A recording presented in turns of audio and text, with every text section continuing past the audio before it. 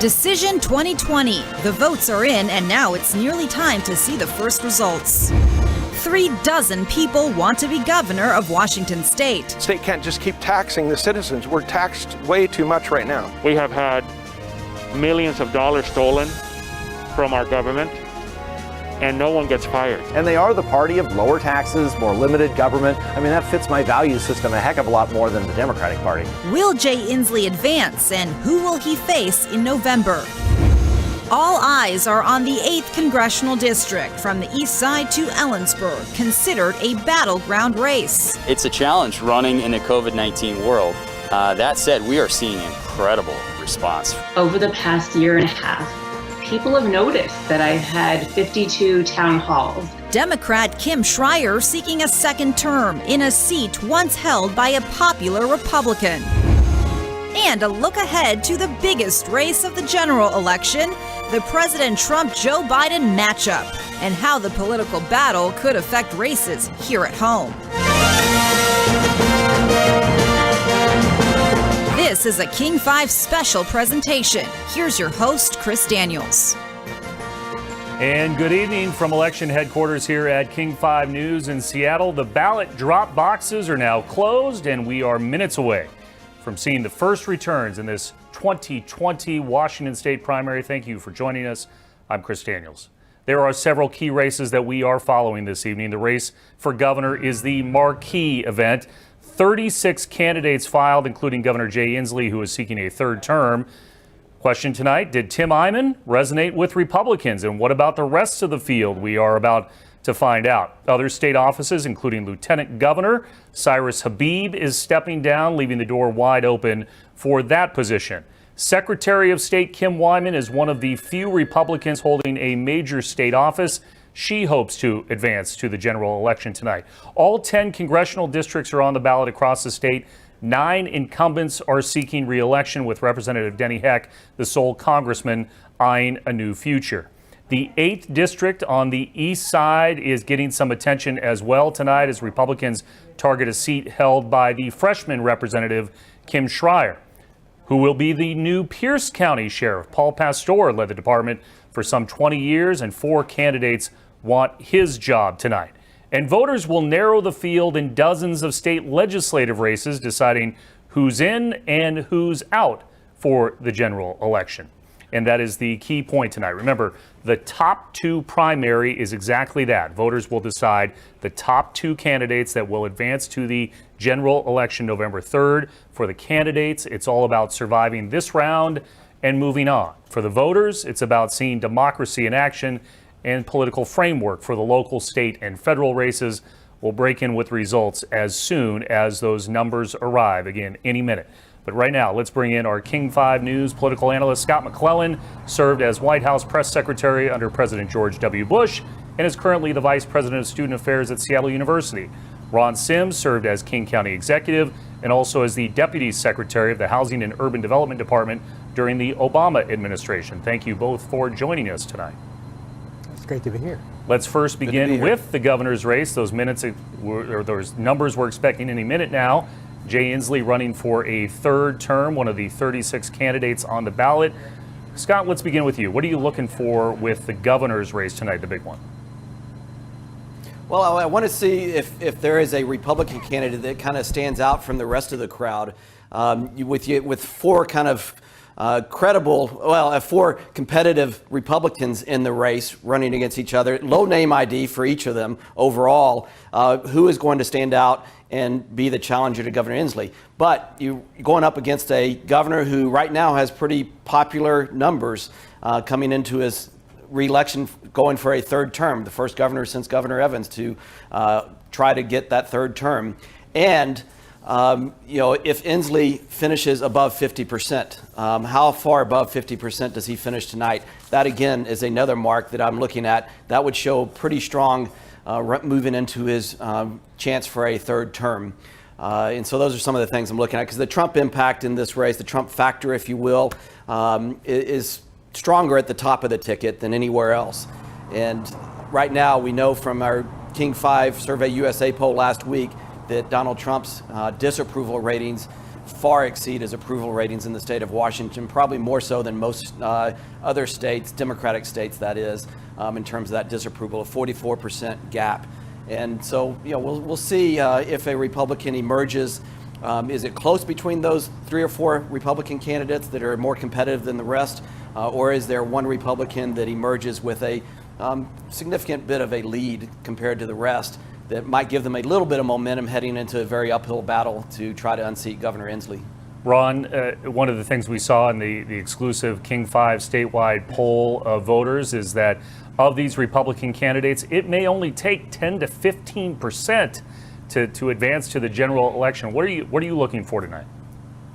I think that in the governor's race, I think that you're going to see a really significant percentage of people moving over to the Governor Inslee for a number of reasons. One, he's acquitted himself well in a crisis, which is this pandemic that we're in, and he's done it, and he's been informing people, and he's exerted leadership, and that's really, really important. It's the old Governor Dan Evans strategy. Take charge, run the state, and do it incredibly well. And I think Governor Inslee is very emblematic of that.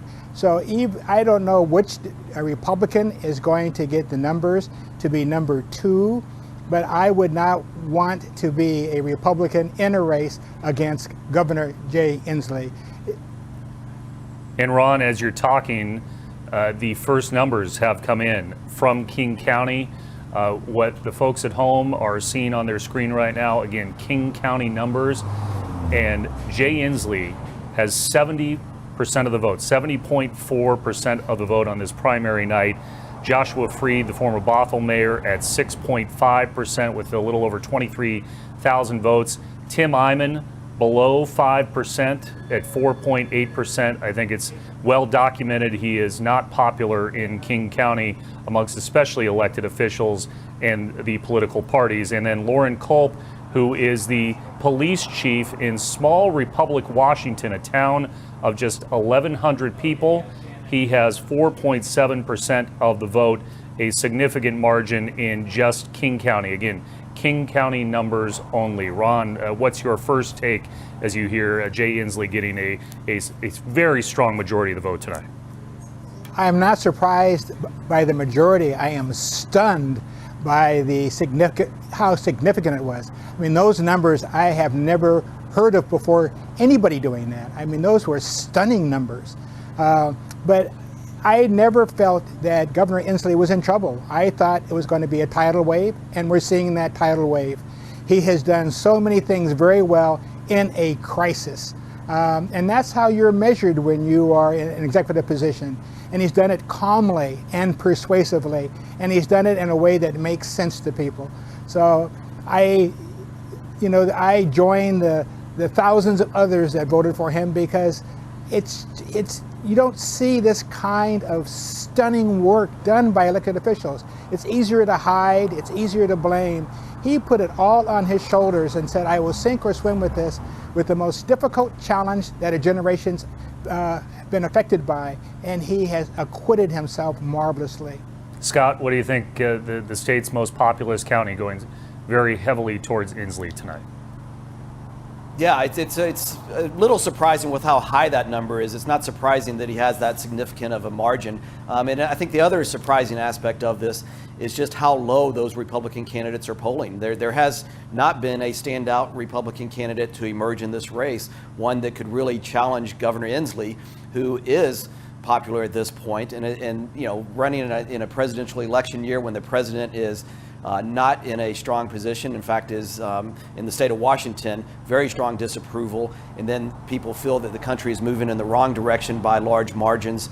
And they look at Governor Inslee and they say, well, by and large, we think he's done a pretty good job of managing this pandemic, of managing us through this crisis, of taking a phased approach. And so he's getting very high marks, and I think he's getting some crossover, not just from swing voters, but crossover from Republicans by those numbers, and certainly in King County. And I think the more moderate Republicans are saying they're okay with him to some extent. Well, it's going to be interesting as more numbers come in to see what happens with the Republicans that are trying to face off against Jay Inslee in the fall. Let's turn to my colleague Drew Mickelson, who is down in Olympia covering the governor's race tonight. And I understand he already has reaction from Tim Eyman. Drew. Yes, Chris, as you know, Tim Eyman has done this before, declaring victory before even seeing the results. He may want to change that statement after looking at these at least initial results that we are getting out of King County, which have him in third place with less than 5% of the votes. The candidate, Tim Eyman, at about 7:45 started this victory speech, and he said that this is a victory. Anytime we can try to get a Democrat out of office in the state of Washington, that's a victory. And he said that Democrats have had a strong hold on the governor's mansion for 35 years. He compared getting them out of the mansion to putting a man on the moon, and ended up quoting John F. Kennedy. We choose to do these things because they are, not because they are easy, but because they are hard. Because that goal will serve to organize and measure the best of our energies and skills, because that challenge is one that we are willing to accept and one which we intend to win.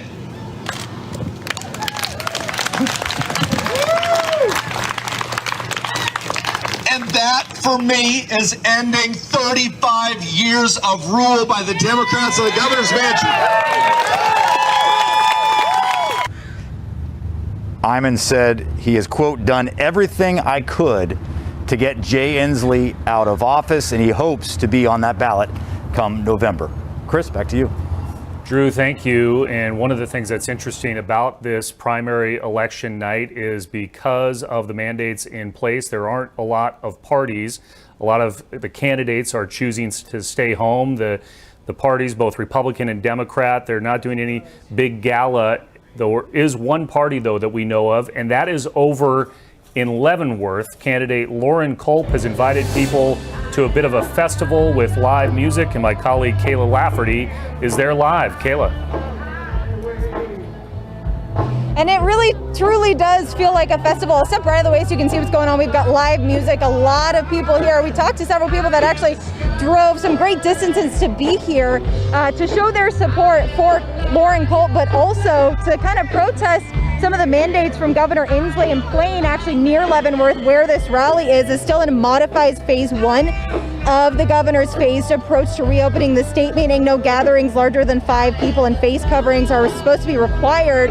And some of the people we talked to came all the way from Spokane and even Clarkston, Washington, to be here for this rally, not only to show support for Culp, but also in protest of those COVID-19 restrictions. We feel, as future Governor Culp does, that the people can make the decisions for our own lives, not a governor sitting in a mansion somewhere. So we have the right. So it's about our freedoms, not about what Inslee's agenda is. His mandates, first and foremost, are not legal. He has no legal authority. He's admitted to the courts. He knows these aren't laws. He can make all the recommendations he wants, but nobody mandates, nobody tells me I absolutely have to, except that man up there. And now we are told that Culp is not quite here yet, but he is on his way, and we are expected to talk to him in the next hour or so. So we'll make sure to keep you updated on that. Live in Plain, Kayla Lafferty, King 5 News.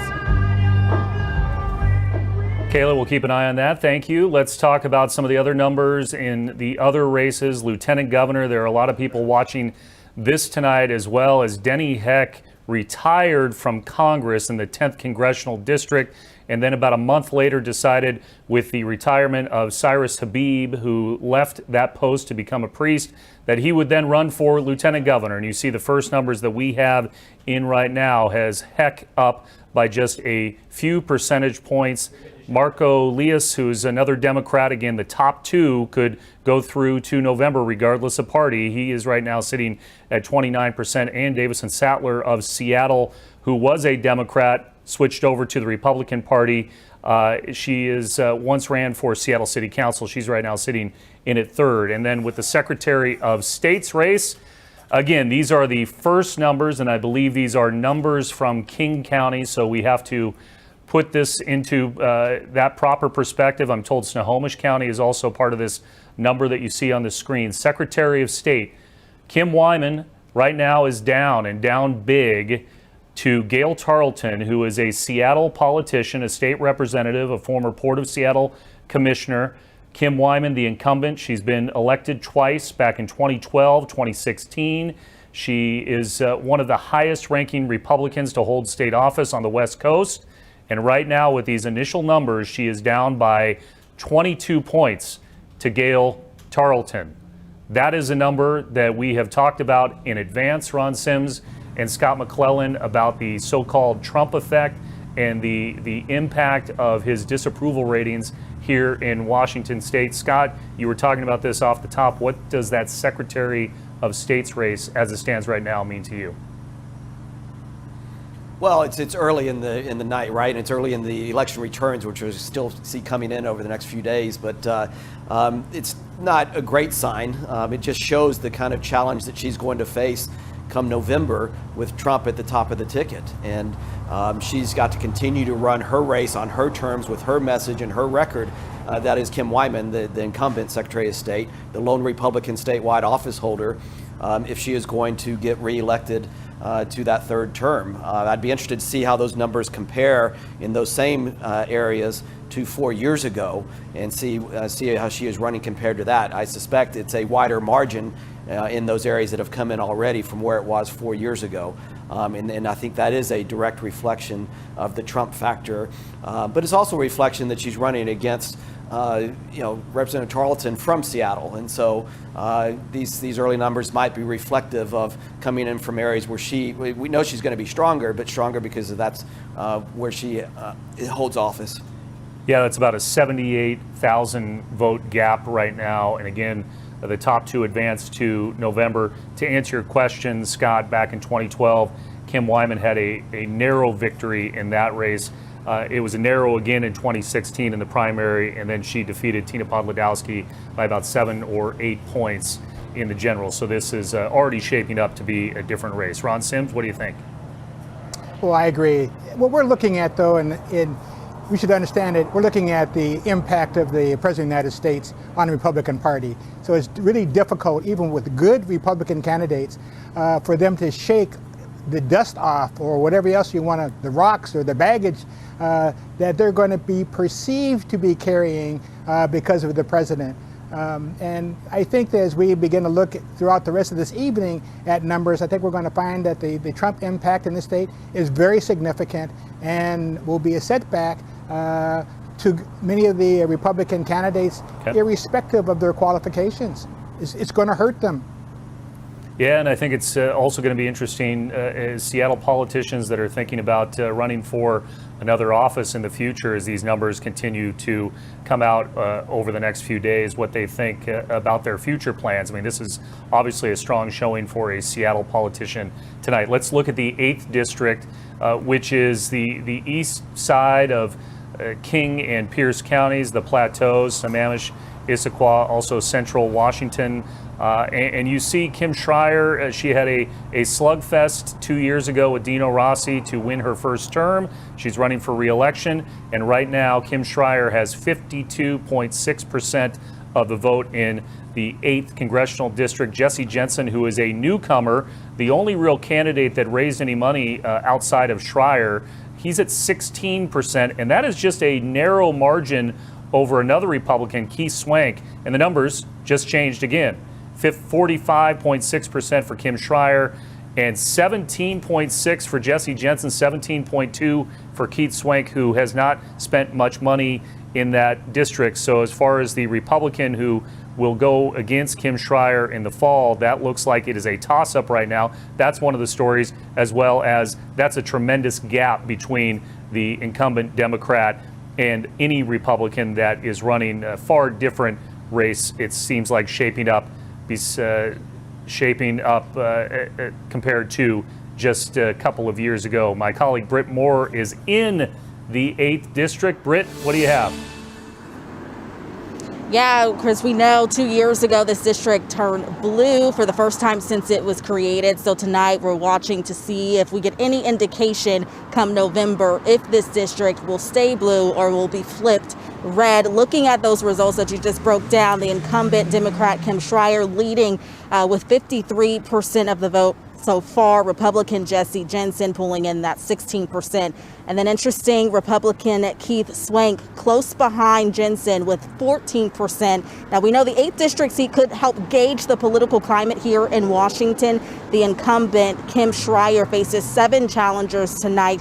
We know the Republican candidate Jesse Jensen raised the most money out of all of the challengers, and he's endorsed by Dave Reichert, who previously represented this district. Obviously a very diverse district. We know it covers parts of King, Pierce, Chelan, Kittitas County. So we will wait tonight to see just who those top 2 candidates are and who will be moving forward in the November election. Chris? Britt, thank you. Yes, it's going to be interesting on multiple levels with those numbers in the 8th district. Thank you. Let's look at the 10th district now. This is the seat that was vacated by Denny Heck, who is now running for lieutenant governor. There have been several different candidates in this race, the only open seat of the Washington congressional delegation. And you see the initial numbers as they come in from south of Tacoma. This includes communities like Lakewood, Olympia, Puyallup. The former Tacoma mayor, Marilyn Strickland, is in the lead right now with 21.4% of the vote. Beth Dolio at 14.4%. She has run more as a progressive, had kind of the Bernie Sanders side of the party backing her. And then Representative Christine Reeves, state representative from Federal Way, 13.2% against the top 2 candidates move on to the November general election. And it looks like it is anybody's game at this point. Ron, what do you think on both the 8th and the 10th districts? Well, I think that Marilyn Strickland is going to be one of the candidates. She's former mayor of Tacoma, Seattle Chamber of Commerce president, enjoys a great reputation. So I think that she will be in the lead, and she'll be one of the 2 candidates.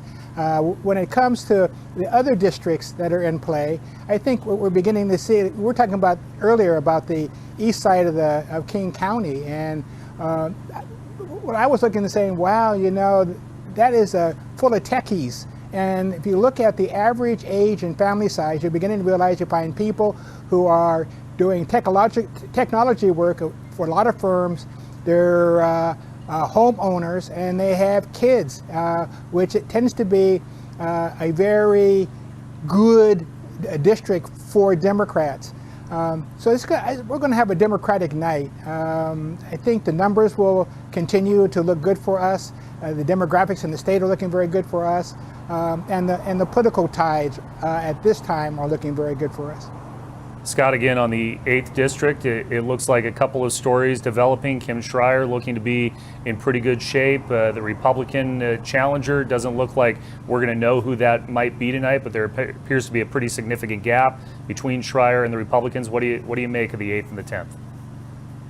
Yeah, a very significant gap. I think Schreier looks like she's in a very strong position. I think that race has been tagged as a likely Democrat hold all along. And certainly there's nothing that we're seeing tonight that would change that dynamic, even though it might have the possibility for a Republican theoretically to win it if they're competitive and have enough, they're well funded. And certainly Jesse Jensen has the backing of former Congressman Dave Reichert, and that's a strong endorsement. But he's got a long way to go, as we're seeing tonight, to really even build name ID and be known, much less get his message out and then contrast why he should be the congressman over Congresswoman Schreier, who has been in office for the last 2 years and has gained some respect within that district for what she has done over those 2 years. And she's a strong candidate to begin with, well funded at that. Then I'm looking, when I look at the 10th and hear the numbers coming in from lieutenant governor's race too, I find both of those interesting. Are you going to have 2 Democrats as the top 2 finishers in both of those races? There's a lot of votes still to come in.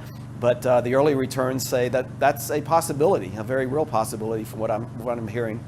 Let's peek in as well on Pierce County in the sheriff's race. There will be a new sheriff in town, so to speak, in Pierce County with the retirement of Paul Pastor, and the longtime public information officer, Ed Troyer, appears to have the strongest support tonight with 53%. He has the best name recognition of anybody running for Pierce County Sheriff, and it looks like he will advance on to the general election in November to replace his boss, Paul Pastor, who's retiring after 20 years in Pierce County. We've been talking a lot through the course of this half hour, however, about the Trump effect. There is a storyline here that's going to develop about enthusiasm for some of these races. I know, Ron and Scott, that you are veterans of campaigns that involve fundraising, and people look at these numbers tonight and they're going to think, hey, is my candidate potentially a viable candidate for the fall, whether they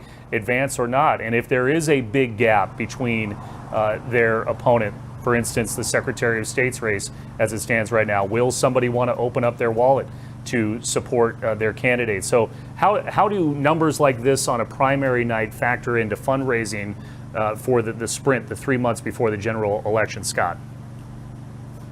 Well, for the Republican candidates, it makes it very difficult. They have not, in these races we've been talking about, no Republican has shown the ability to raise the kind of money to really be truly competitive and overtake their Democratic opponent or the Democratic incumbent.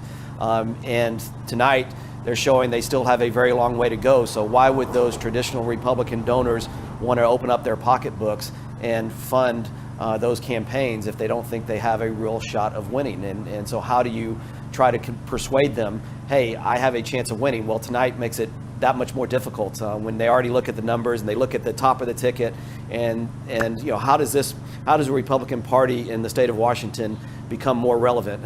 They're really not relevant at this point, except in 3 congressional districts and a statewide Republican office, and then some legislative races or legislative offices around the state. But on a whole, on the statewide level, they're really not competitive at this point, and there's not credible candidates running for the top offices that you would normally expect to be running at this time. Well, Ron, I want you to answer the question as well, but I also want to tell you that we had some other numbers come in on both the governor's race and the Secretary of State's race, and it appears there's been some slight changes with the new vote totals coming in here in the last few minutes. The Wyman-Tarleton race, the Secretary of State's race, that first initial number dump, so to speak, showed Gail Tarleton with a huge advantage, but it's now flipped. Kim Wyman in the lead by 5 points. And also with the governor's race, and we are showing once again the Secretary of State numbers there. Kim Wyman, the incumbent Republican, one of the highest ranking Republicans to hold statewide office on the West Coast, she now is at 50% with over 600,000 votes. Gail Tarleton at 543,000, 45%. So those additional votes that came in have shifted the pendulum, so to speak. And then as we go back to the governor's race, and this is important now, Jay Inslee is at 52%. Loren Culp, who is the police chief for a town of 1,100 people, Republic, Washington, is at 17% with 205,000 votes. The closest candidates, Joshua Freed and Tim Eyman, both at 7%. Loren Culp has opened up about 115,000 vote advantage on his potential challengers here. So it could be Inslee Culp. I wanted to get all that in for you, Ron Sims, as we have 1 more minute here to go on this show. Ron, what do you think about those numbers? Well, I'm surprised at what happened in the governor's race in regards to a candidate who was little known and didn't have a lot of money doing so well, but he's going to be up against a very formidable candidate with an incredible amount of energy and money behind him. And so I think it's going to be difficult to overcome Governor Inslee. The Secretary of State's office and Lieutenant Governor's offices are always interesting to watch because they have their own subtleties to them, but I'm not surprised. We'll see changes back and forth all night in those races. Well, Ron Sims, Scott McClellan, our King 5 News political analyst, great as usual. Thanks for weighing in tonight on what is going to be an interesting night to talk about over the next few days, because it does look like we have a storyline developing in the governor's race, in the Secretary of State's race, and a few of these congressional districts as well. Once again, Jay Inslee leading in the initial returns, Loren Culp second. If that holds, they both will advance to November. In the Secretary of State's race, Kim Wyman is up a few points on Gail Tarleton. That's going to be a race to watch as well. We'll talk more about it coming up live tonight at 9 o'clock on Kong, King at 11. See you then. Bye.